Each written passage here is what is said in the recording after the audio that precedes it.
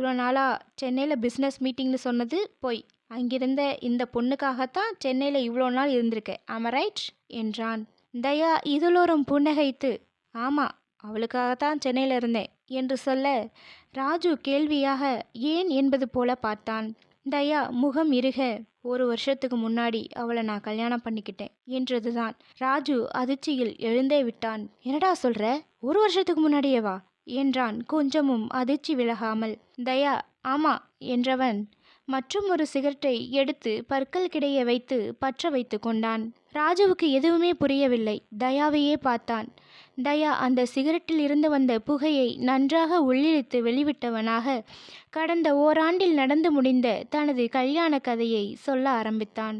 அதே நேரத்தில் சென்னையில் இருந்த அன்புவும் மதி எங்கே என்று கேட்ட கீதாவிடம் அவளின் திருமணத்தை பற்றி சொல்ல ஆரம்பித்திருந்தான்.